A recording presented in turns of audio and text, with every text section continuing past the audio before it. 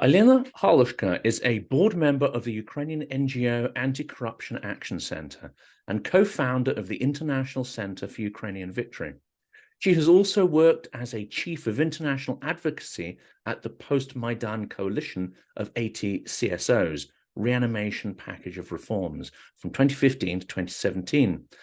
Olena was an advisor to members of the Ukrainian Parliament from 2012 to 2014 and has experience in local level politics, serving as Kyiv City Council member and deputy chair of the Council's Commission on Housing and Energy 2014 to 2015. Olena is a contributor to the Atlantic Council and Kyiv Post. She also has written op-eds for the Washington Post, the Foreign Policy and the EU Observer. Olena Halushka attained her PhD in international economics from the Kyiv National University in 2016. Welcome to Silicon Curtain. If you enjoy the materials we create and of course our fantastic speakers, then do please like and subscribe, as that will help other people to discover them as well. And if you like the work we do please consider becoming a patron. Olena, it's a huge pleasure and a great privilege to welcome you to the channel. Thank you very much. My pleasure as well. Well, we're going to touch on a lot of topics, some of them more sort of immediate concerns, but also I want to go back to, I think, the source of the history unfolding that we're seeing, which of course is the Revolution of Dignity, Euromaidan, as it was originally called, and of course prior to that, the Orange Revolution. But we'll park those incredible topics for a minute, and let's talk a little bit about what's going on at the moment, because what we see is extraordinary terrorism being unleashed by Russia against Ukrainian civilians, against Ukrainian infrastructure, residential blocks, hospitals, energy systems, etc. And more recently, we see the attack on the Kakhovka Dam. So why is there such a reluctance to label Russia as a terrorist state and indeed treat it as that pariah, which we should be doing? So with regards to the designation of Russia as state sponsor of terrorism, that is a very timely and urgent question, which I and my colleagues have been asking almost daily over the last 16 months, because indeed, you know, this is not an ordinary war. Russians are using terrorism as their weapon, because for them, as they are losing on the battlefield, it is much easier to be fighting against babies, mothers, hitting and bombing residential areas, hospitals, schools, and kindergartens. Why Western countries haven't taken all of the steps necessary to designate them state sponsor of terrorism, that's a very big question. And this particularly regards the United States, because European countries, mostly their parliaments, and the European Parliament, they recognized Russia state sponsor of terrorism. That was very important statement, but unfortunately there was only political statement, because they do not have effective tools to designate and then, you know, impose additional designation related sanctions and steps. This instrument is the tool which the United States have been using for decades already, but they haven't applied it yet. Why? From my perspective, that regards the confiscation of Russian assets, because in case if the US designates the state as a state sponsor of terrorism, they may start confiscating their assets, which are usually protected by the sovereign immunity rights in the courts. Obviously, Ukraine would want very much such designation to be made and this confiscation to start, because as of today, according to different estimates, the losses of the Russian aggression vary in between $400 billion and $700 billion. That's a whole lot of money, and the war still goes on. And the Kakhovka Dam, which was blew up by Russians, it will add additional damages, which were not calculated yet there. And it's very important to make sure that Russia pays because Russia is the aggressor. And lack of this step of designating, from my perspective, might be considered as the, US potentially treating this money as the leverage over Russia, or even part of the future negotiations process. And one thing that I struggle to understand in my mind is clearly these terror tactics by Russia, they see them as strategic. But at some point, they make no sense from a strategic point of view. And it seems to me to veer into sheer envy, into sheer spitefulness. So, for instance, when they attacked Kyiv, and you had those terrible massacres in Irpin and Bucha, one could say that, well, maybe this is a terror tactic. Maybe they thought that they could create a division between the Ukrainian people and its government and win that way. When they attacked the energy systems, they thought that that could be strategic and they could win that way. But many of their acts of terrorism seem to have no real strategic basis. So how do you understand that as someone who is there really, on the front line, observing all of this stuff going on, and with, clearly a very strong knowledge of Russia and its past behaviors? Well, Russia is getting prepared to play for long. And in the long-term perspective, they are counting on the West stopping, consider these attacks very seriously, simply because from the human psychology, you cannot follow each and every day this, terror attacks, killings, murders, and feel this sympathy, feel this compassion, continue increasing sanctions, continue increasing weapons supplies. And obviously, Ukrainians who are going through that every day, it's getting very complicated for them to continue coping. So as we see that Ukrainians stand, that Ukrainians are very firm still that we can win this war. In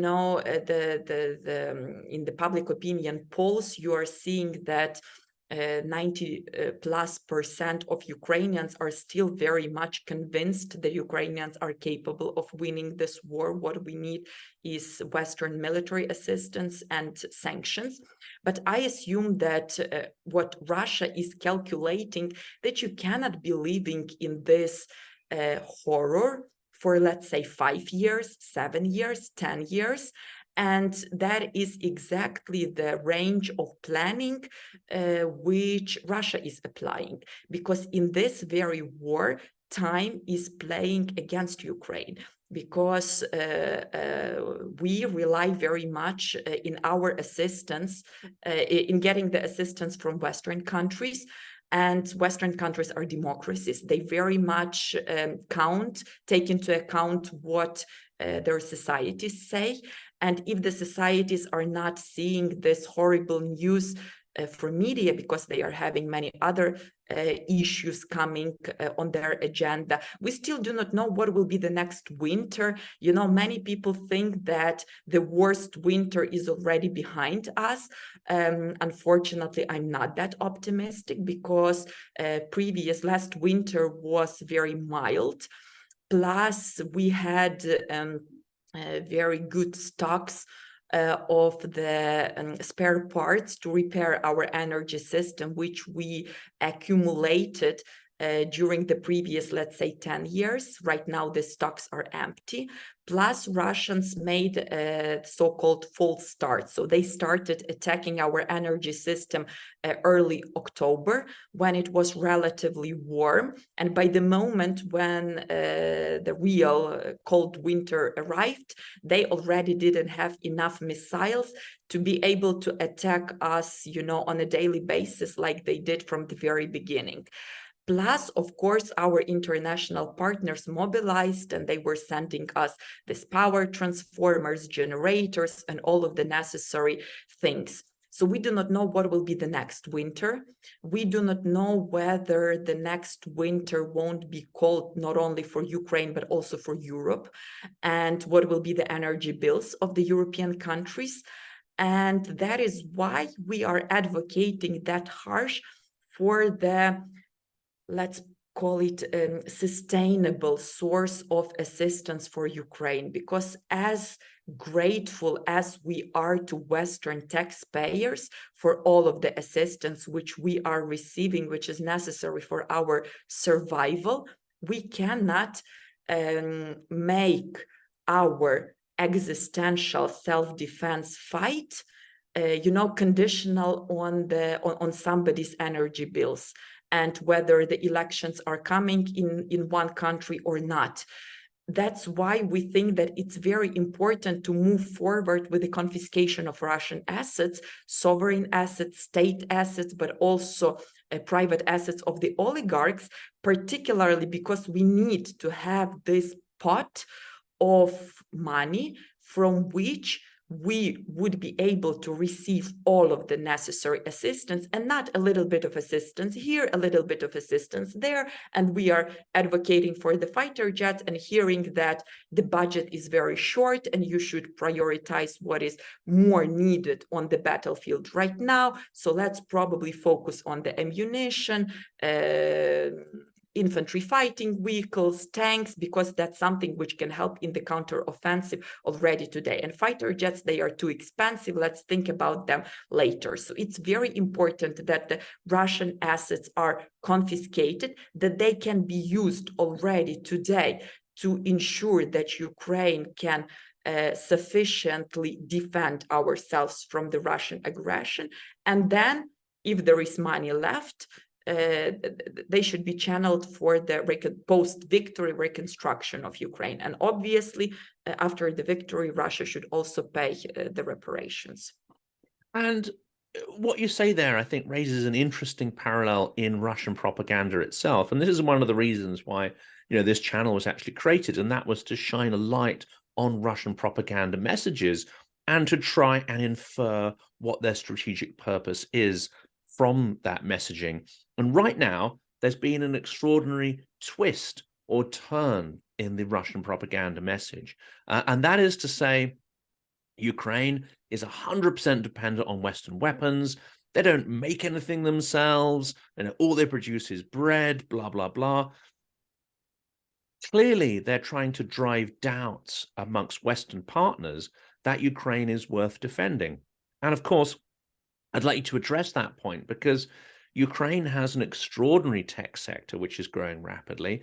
Ukraine was at the forefront of technological development within the Soviet Union, and yet this Russian propaganda narrative seems to try to leverage the old racist trope that Ukraine is simply a sort of comical peasant version of Russia. I mean, it's an extraordinary, blatant lie worthy of Goebbels.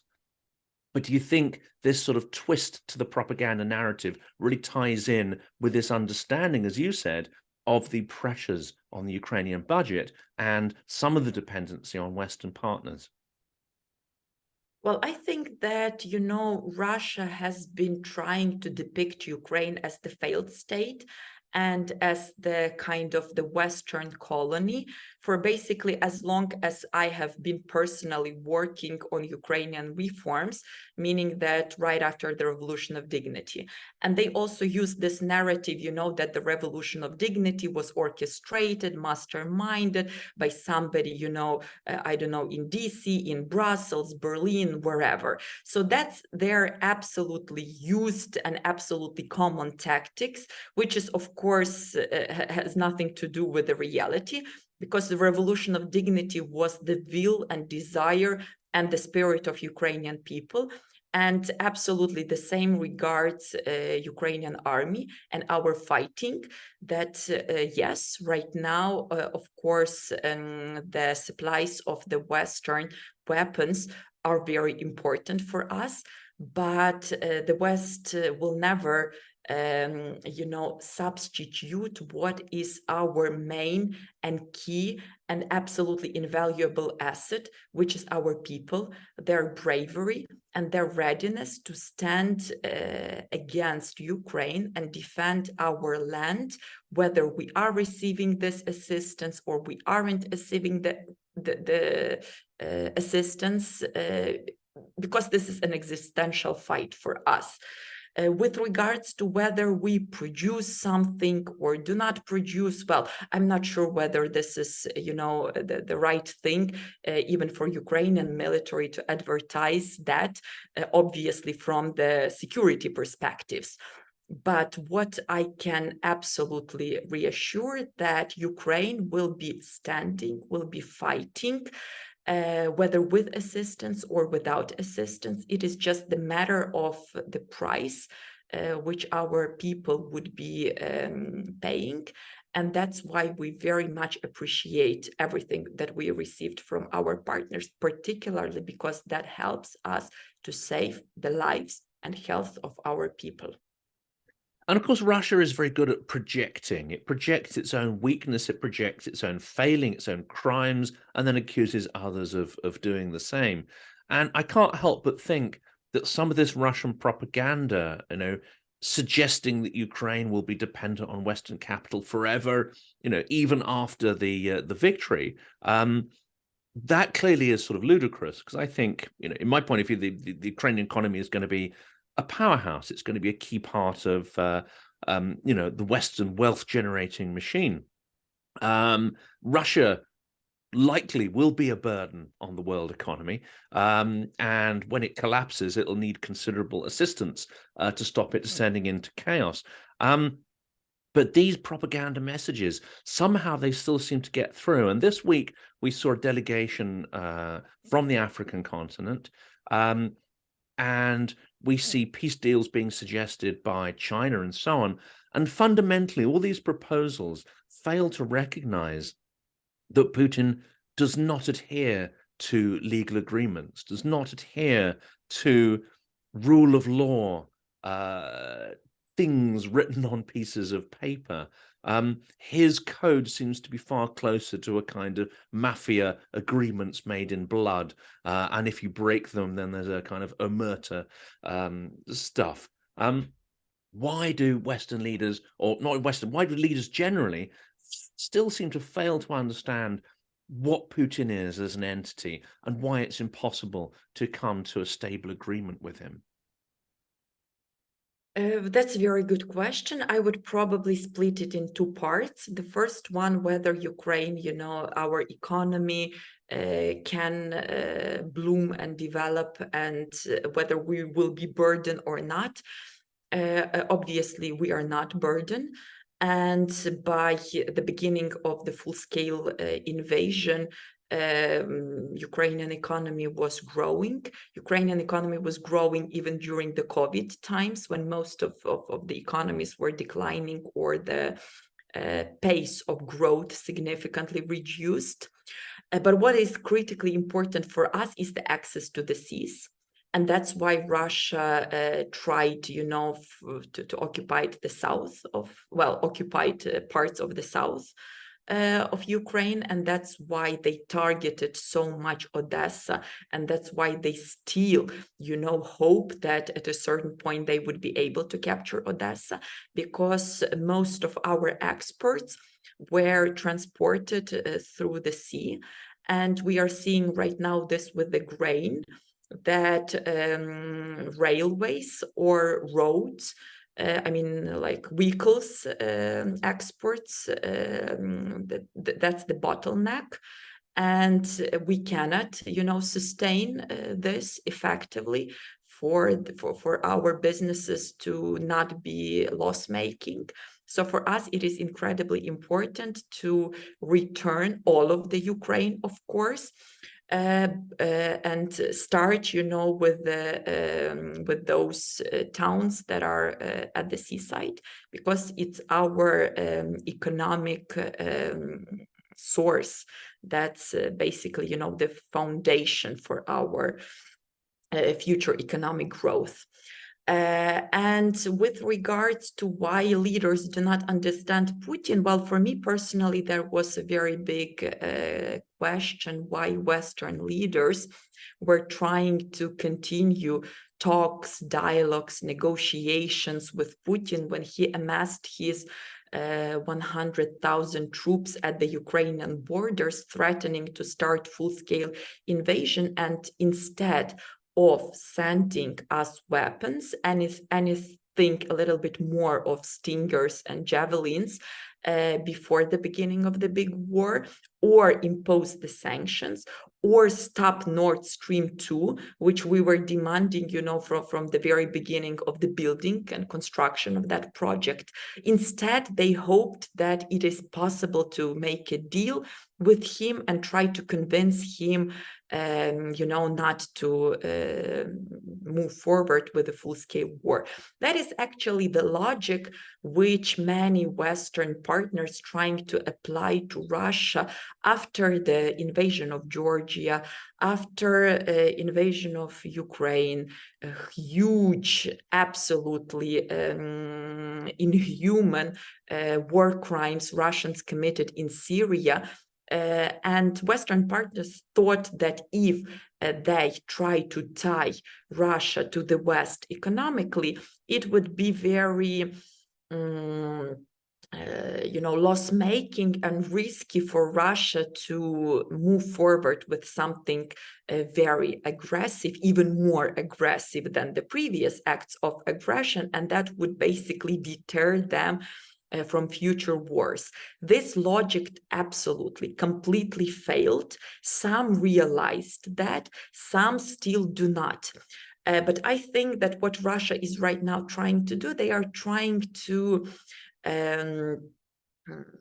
engage as many different countries in the so-called peacemaking, peace dealing processes, to make sure that there are not only those countries that are supporting Ukraine, who is the victim of this aggression, but that there are many countries who think that this both-sidedism, that, well, maybe Ukraine provoked Russia, maybe if Ukraine,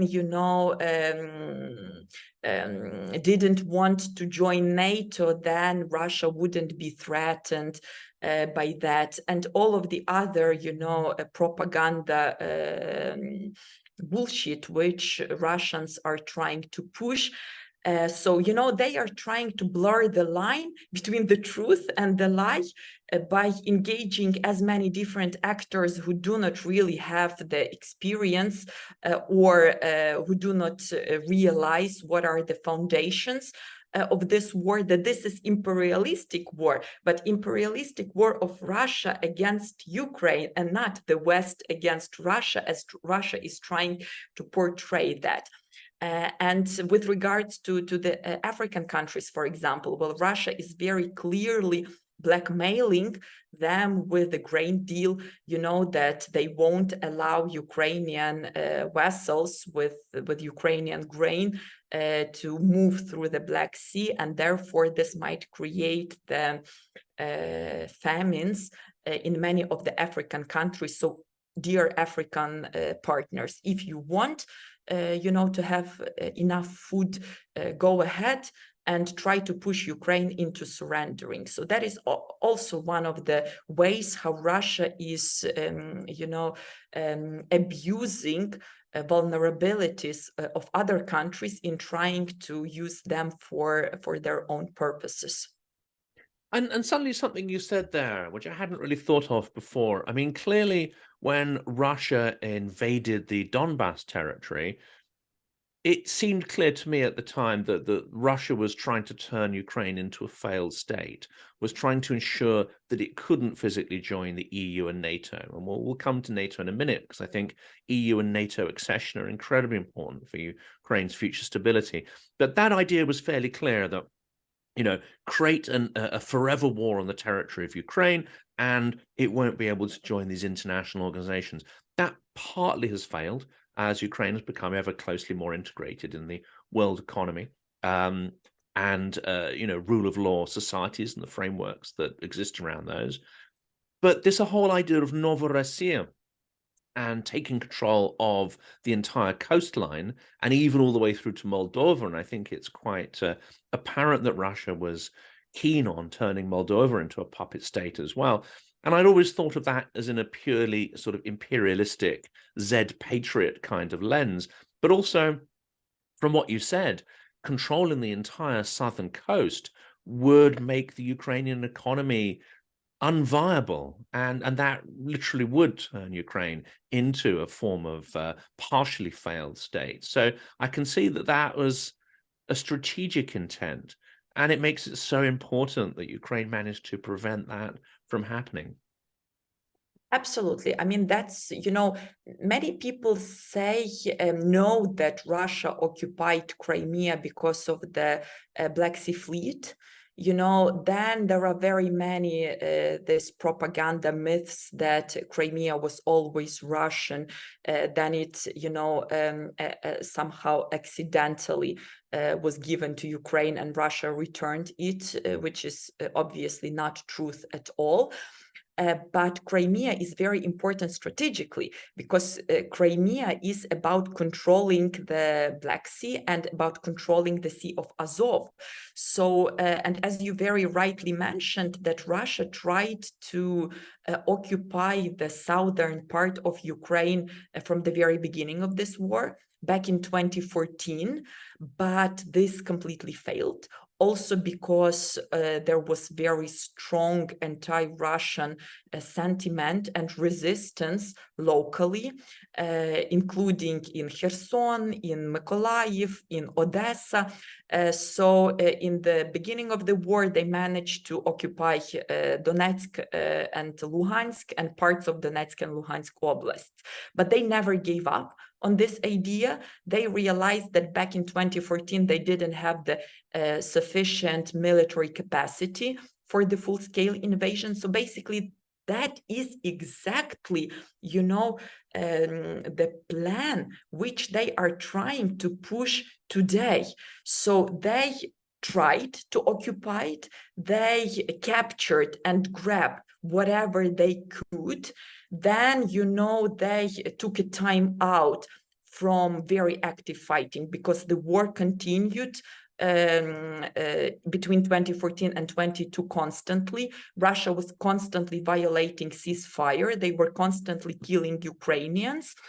But still, they took this time out, to collect more weapons, train more soldiers, troops, and started full-scale invasion, grabbed more land, and now they are demanding they are hoping for a kind of a temporary freezing to make sure that they can root in the occupied territories. By that I mean, obviously, find and destroy all of the resistance people, brainwash their kids. If you take a look what they are doing in Mariupol, they are preparing soldiers from these kids, which, in the next iteration of this hot war would be killing,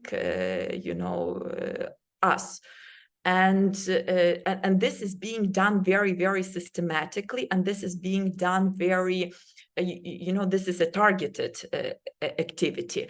And that's what we are trying, to explain to the world, that we had Minsk deal when Russians promised to do a long list of things, starting from ceasefire, which they never, ever did. They tried to use Minsk agreements, Minsk deals, to undermine Ukrainian state from inside, to prevent our democratic transformation and our reforms, when they realize that this is not working and they are having enough of the weaponry, enough of the people, enough of the ammunition. Then they restarted their war and expanded it to the full-scale aggression. And, we can be speaking about Russian wars against Chechen Republic of Ichkeria in 1990s. But many may think that, that was long time ago. Many may forget about it, which is, from my perspective, absolutely wrong, because this is the pattern which Russians have been systematically using over decades, and they are trying to apply this pattern today for their war against Ukraine. And so many, are hoping or are pretending to hope that, yes, this time Russia will act with integrity. This time they will obviously adhere to the to what they are signing on paper, which is not even worth of the price of this sheet of paper. And this time is going to be absolutely different. Why should this be different? The sanctions against Russia, despite the fact that they are indeed comprehensive sanctions, but they are not enough, because sanctions cannot be stable. The economy is adjusting. Russia is finding new tools and new ways and new channels to circumvent these sanctions. And if you apply sanctions and say that, hey, a year ago we introduced them, that should be fine. I mean, most of them would already be, not efficient at all. If Russia is getting the military assistance from other dictators, and these routes are not closed, they are not properly and effectively sanctioned, and other countries understand that they are not punished for helping Russia to circumvent sanctions, then why would they stop doing this? So, with all those pillars in place, including with the confiscation of assets, if Russia knows that they stop active fighting, and then as the part of the negotiations they might get, let's say, I don't know, half of this assets, 3/4 of this assets, then what is the incentive for them to give up on their imperial ambitions if there is no effective outside motives for them to be doing this? And of course, Western leaders still make the mistake of projecting their values, their interpretation of the world onto Russia as well. And how many articles have we read that look forward to some kind of liberal revolution in Russia, that try to interpret the actions and the thinking of Russian people as if they were a Western democracy with all of those traditions and centuries of change that have contributed to that. And that, of course, is a false path. And I think something you mentioned a minute ago also shines a light on this misinterpretation of what's going on. A key part of Russian propaganda is to say that Ukraine is deeply corrupt, was always deeply corrupt, was much more corrupt than Russia. And of course, it's true that in the 90s, there was a huge corruption problem. And indeed, the Revolution of Dignity was actually all about starting that process of change and rooting corruption out, which takes a long time. But it's extraordinarily hypocritical because, one, Russia is singularly most corrupt, I think, country in the world, far more corrupt than Ukraine, and has no process whatsoever in train to tackle that corruption. But I think another misunderstanding, and I'd love your view on this because I know you're very closely involved with government around the time of the Revolution of Dignity, and corruption goes to the heart of that process. Russia is accusing Ukraine of being corrupt, and it labels it as a purely nationalist phenomenon, a Ukrainian national phenomenon. But actually, Russia has used corruption to exert its influence. Russia has used corruption to try and turn Ukraine into a failed state, and to create the conditions for the very propaganda that it espouses. So, yeah, I'd love to talk for a bit about that process of the Revolution of Dignity and actually the operation of corruption actually as a strategic weapon by the Russian state. Yes, the Revolution of Dignity was the turning point in the Ukrainian society, because that was the moment when corruption of the previous president Yanukovych basically peaked. I mean, he almost built authoritarian state in Ukraine. He put his people, we call them, well, Ukrainians call them family, because that was almost like a family business. His people were everywhere. They were on all of the money flows, in all of the state-owned enterprises, you know, they controlled law enforcement, judiciary. Well, they basically captured our state. And this is not the way, you know, Ukrainians are operating, because we are a democracy-loving nation. And for us, I mean, Ukraine is a real democracy, because you never know who will win the next elections. And before a year or two before elections, it is absolutely unclear who will be the next president, what might be the composition of the parliament. And there was a very big surprise, you know, a year before 2019 elections. Nobody could predict that Zelensky would be the president, and that his party would have the so-called mono majority. And so for us, it was absolutely clear that moving towards any authoritarianism is an absolutely no-go for the Ukrainian society. But the last drop in the ocean was that the government of Yanukovych rejected to sign the association agreement. And despite the fact that the association agreement is actually a very technical document, it's about, you know, the bringing Ukrainian legislation in line with the European. It's about introduction of the European standards, let's say, in energy sector, and time monopoly. It's about economic reforms, but for Ukrainians, that was, you know, a symbol. For us, European Union and European values were a kind of a lighthouse, you know. And when Ukrainians went to the streets, it was absolutely clear that we cannot, I mean, the country won't return to business as usual before. And since 2014, Ukraine has changed dramatically. And many people, many journalists, many international decision makers I'm talking to, and they always, you know, like asking whether Ukraine is corrupt or not. You know, if we take a look at the particular moment in history as of today, well, of course, Ukraine still has some outstanding issues to fix.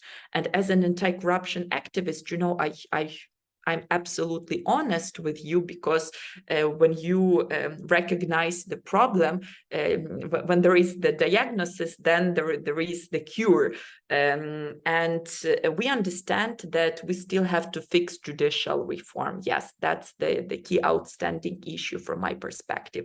But I urge everybody to assess Ukrainian fight against corruption and corruption in dynamics. Because if you compare to what is today, let's say with 2010 or 2013, these are absolutely two different Ukraines. I mean, we have built the system, the new structures for accountability of high-profile corruption. This is NABU, SAPO, and High Anti-Corruption Court. And by the way, all of these institutions Putin mentioned in his speech 2 days before the beginning of the big war, when he de facto declared the full-scale invasion, and he attacked them very hard. That Ukraine built plenty of institutions, but it is still utterly corrupt. So very much this, you know, Russian propaganda about Ukraine being a failed state, which you mentioned too. Then, you know, we built a very unprecedented system of transparency, even much more advanced than European states have. We have this Prozoro electronic procurement system. We have electronic asset declaration system where all of the public officials have to report their incomes and assets. Right now it is closed because of the wartime, but we are seeking the tools and instruments how to bring it back, because it is very important. The security situation today changed with the one that was at the beginning of the big war. So from our perspective, with certain security precautions, measures in place, it is doable to restore it.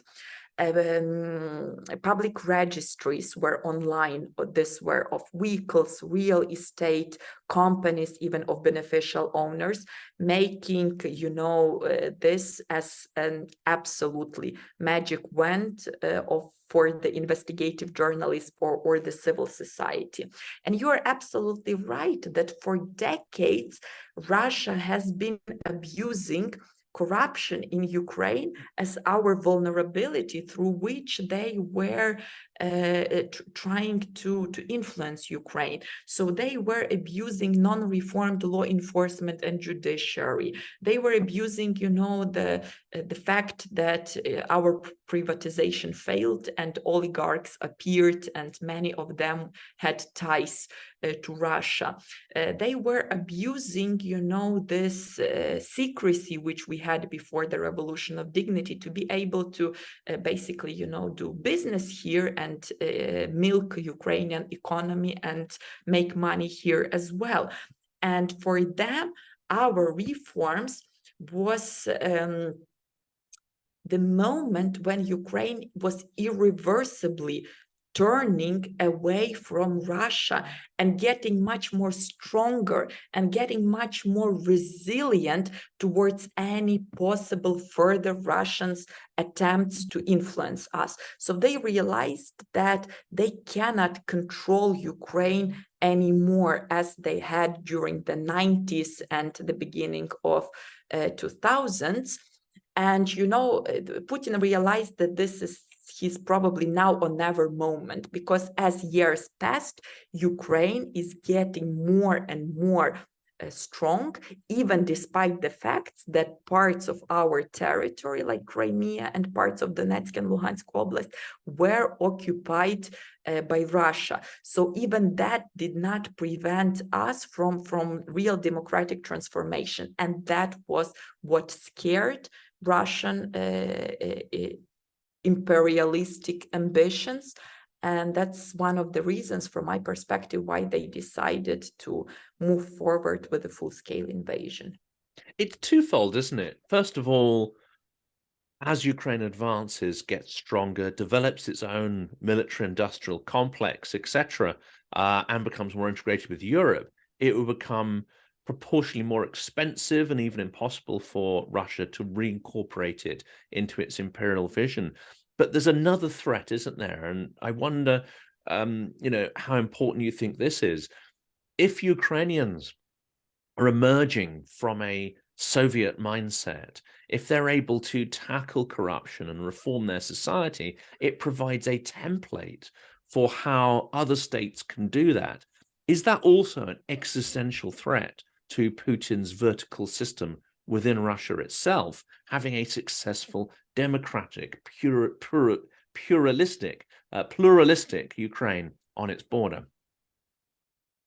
To be honest, before the beginning of the full-scale war, I was also thinking that democratic, strong, resilient Ukraine is the threat to Putin's regime, because it might show Russian people that you can live decently if you want. But right now, I do not think so. It is the threat for Putin's imperialistic ambitions in other countries, that's for sure. And here, you know, that Ukraine, Moldova, Georgia, in different moments of history were competing whose reforms are more advanced. Then some countries like Georgia unfortunately rolled back. But for our countries, obviously this is very important, because we are absolutely, our societies are absolutely European oriented, and we understand that these European values are important. But for the Russian society, unfortunately, I do not think that this is an issue anymore. Why? Because this war shows that this is not Putin's war, as many would want it to be. This is the war of Russian society against Ukraine. And if so many Russians are ready to endure absolutely inhuman living conditions at home, like, lives without in-house toilets or other very basic and important needs. But at the same time, they are celebrating that they are going to Ukraine, raping our women, killing our kids, looting our homes and houses. These people do not want democracy. These people want others to be living much worse than they are living. And from that perspective, I think that Russian society is very much aligned with Putin on that. So the revolution, it sparked a huge wave of activism. It almost woke up millions of Ukrainians to the fact that democracy is tough and it needs to be fought for. I'm hoping that it will also awaken people in the West to understand that as well. So you think it's more of a threat that actually the Ukrainian revolutions provide a template for revolution for other states that Russia would seek to subjugate? So those in Central Asia, Georgia, etc. It's much more of a threat to Russia's greater empire or periphery. And I also like to ask you about the personal process of activation, because a revolution isn't just some big process in society. It's a process, isn't it, where individuals become politically active, where their perception of the world changes. And when you have tens of thousands of individuals going through that transformative process, that's the power of that process. So I wonder if you think that that's a a better interpretation.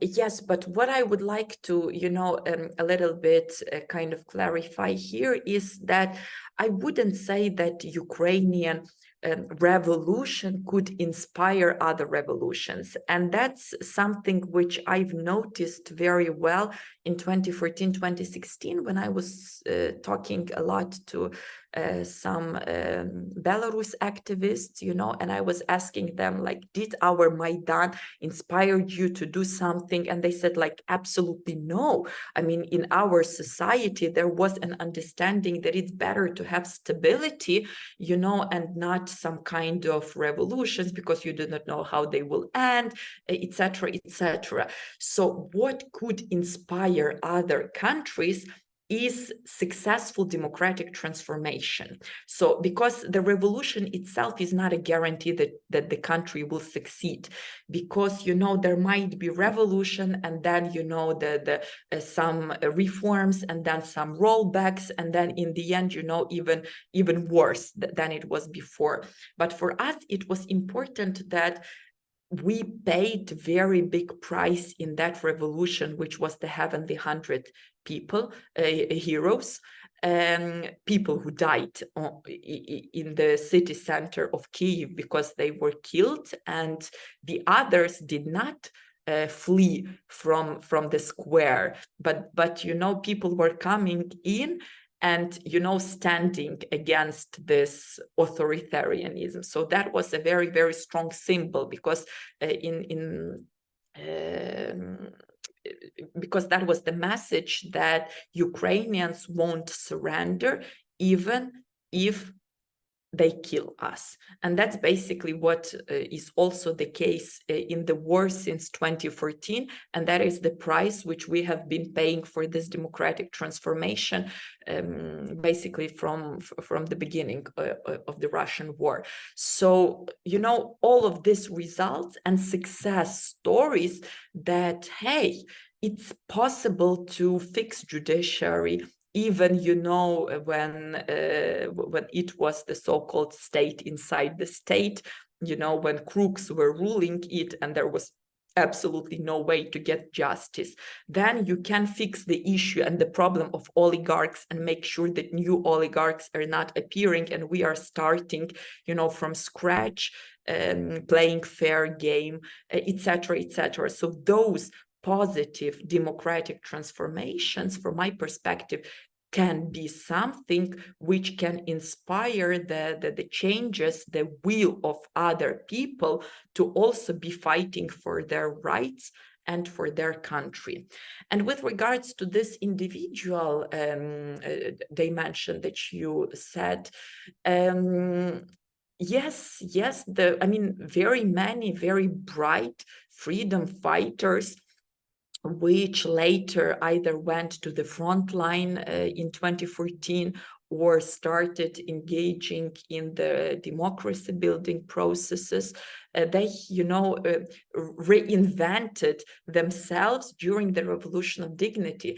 And what truly terrifies me is that we are losing them right now on the battlefield, because logically they were the first one who went, with the arms, while entire world was shouting that you are having 3 days, and after the 3 days, you're doomed to fail. How you're going to live under Russian occupation?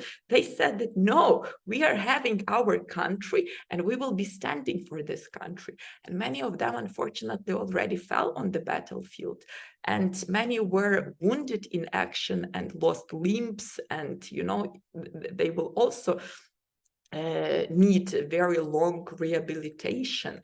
And that's something which I'm trying to convey to all of the international partners who want to speak about reconstruction of Ukraine, that if you do not help us win this war fast, you would simply have nobody to be reconstructing Ukraine with, because we are losing our political elites, current or future. We are losing our business, talents.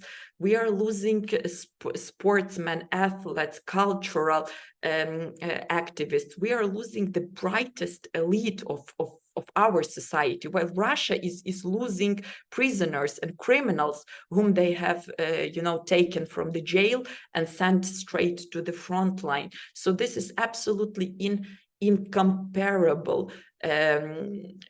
What is the human dimension price of this war which our nation is paying? And the last question, that is an incredibly powerful statement, and it's a tragic image you paint there as well. And I think people do not fully understand, that inequality between the value to society of the people that Russia's losing and the value to world civilization, which Ukraine is losing. The last question really centers on the future. You've mentioned reconstruction. We've talked a lot about the checks and balances that were created after Euromaidan to try and create a far more democratic society. That obviously is a generational change. And you mentioned the judiciary. It takes a whole generation to train up new people, to get those with the Soviet mindset out of the system. It's not an overnight change. So if we turn to the future, what is the importance of continuing to fight corruption? Because as the reconstruction effort takes hold, there's going to be vast funds, which of course are going to be targeted by criminals and those people with, low moral intent. So I think it's incredible you talk about sort of electronic systems. I wonder whether there's ways to prevent corruption, but also having Ukraine as part of a wider security framework, which would be a member of NATO, a key member of NATO, and embedded within the European Union. How important are these three things, anti-corruption and EU and NATO membership, for Ukraine's future security and stability? It is absolutely instrumental. Moreover, I would say that this is the only way to make sure that even after Ukrainian victory, we prevent all possible future Russian wars against Ukraine. Why this is instrumental? Because anti-corruption and rule of law, that's part of our internal resilience. And we have to finalize the reforms that we started. And we are right now on the right way. And at least I think that everything is absolutely clear with regards to what still needs to be done. And our experience is already learned and studied by other countries, like, for example, Moldova. And we definitely have lessons learned to share with other countries, other emerging democracies. And this question of anti-corruption and reforms, it is very closely related to EU integration, because all of the reforms that we managed to build, they were built thanks to the tools and instruments like EU Visa Liberalization Action Plan, or IMF and European macrofinancial assistance programs conditionalities, where money were linked to very specific and concrete steps which Ukraine has to do with regards to the reforms. And NATO membership is basically it's a foundation. It's the security basis for anything in Ukraine. And I don't like very much when international partners try to divide, reconstruction from NATO integration, because they are absolutely intertwined. I mean, if you do not have the foundation of the NATO security umbrella, I have very big doubts that a lot of businesses would be willing to invest in Ukraine, knowing that Russian missile may arrive in 3-5 years, destroy everything and kill their employees. I am very much skeptical that many Ukrainian families and refugees will return back to Ukraine, particularly those who have kids. And, they have to plan their lives. On one hand, staying in, let's say, Poland, Germany, Belgium, countries that are very open and welcoming to Ukrainian refugees, and where they have already found the schools, kindergartens, more or less job, and basically you are already part of the society for a year, 2 or 3 years, or go to Ukraine and wait whether Russia won't attack again. And without human capital, it would be very complicated, to reconstruct Ukraine, to continue democratic transformation, running economy, etc., etc. So for us, NATO membership, and the first step to NATO membership should be the invitation of Ukraine to NATO at the Vilnius summit. It won't mean that the Article 5 will start, the next day.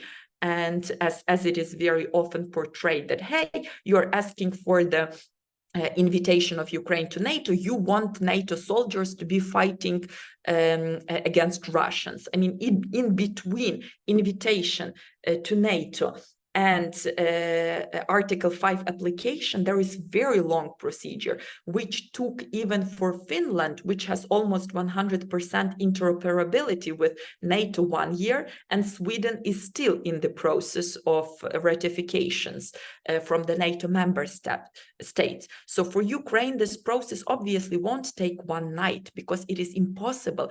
But this very first step, invitation, will send the signal to Putin that all of his imperialistic ambitions towards Ukraine, they are in vain. They make no sense, because Ukraine already identified itself as the part of the European and Euro-Atlantic community, and European and Euro-Atlantic community accepted this. And this is just a matter of time when Ukraine will fully be integrated in EU and NATO. And I'm very frustrated to see that NATO leaders are not ready to take this step, because I remember very well that we were going through the same with EU candidate status last year. And right now, with whoever I'm talking to on this issue, they are saying that this was a very smart move. This was the very right move. and it helped, to trigger a number of anti-corruption reforms. I'm sure that if this invitation is given to Ukraine at the Vilnius summit, in a year, everybody will also be saying that, hey, it was so easy, it was so simple, but it had such a strong and powerful impact. And the very last thing, the best illustration, which I'm saying, do not underestimate the value which European and Euro integration has for Ukrainian internal resilience. Because in the first hours of the liberation of Kherson, I don't know if you remember, but there was Ukrainian flag and European flag in the downtown. And I'm sure that this European flag was not brought by the military. Somebody who spent 10 months in the occupation was saving and preserving this flag. And then when the moment came, they put it in the center, which means that this is very strong, and Ukrainians want and deserved to be part of this community. We need to have we need Western partners to be brave as Ukrainians and do not be afraid. I think that's a very important place to end on, that we need to stop being afraid of Russia. We need to stop listening to their nuclear terrorism, their threats, and their lies. And I think I share your confidence that Ukraine will triumph. The only question is the speed of that triumph and the cost. And I think you very importantly highlighted some of the terrible losses that this victory will be bought at. And even in this last week, we see examples of people who suffered in Kherson. We see examples of brave servicemen, as you say, from the very top of society, the most active and smartest people are not making it back. And I think one of the most heartbreaking images I saw this week was of the beautiful house of Polina Reka, which has been filmed now after the flood waters have receded. And there's just the terrible destruction that Russia's actions have wrought. And so much will not return. But, I feel confident that Ukraine will build back better, as the phrase goes, but also cultural heritage will start to create new cultural artworks, which will replace those that have been tragically lost. Do you share that optimism? Absolutely. We will absolutely build Ukraine, which will be democratic, strong, resilient, prosperous, vibrant, because we owe this to the kids of the fallen heroes. And I think that we cannot betray them. Well, Olena, thank you so much for speaking to the channel. Your passion, insights, and knowledge of the situation are absolutely invaluable, and I know the audience will appreciate it. Thank you for everything you do, and Slava Ukraini. Героям слава. Thank you very much. Let's stay in touch.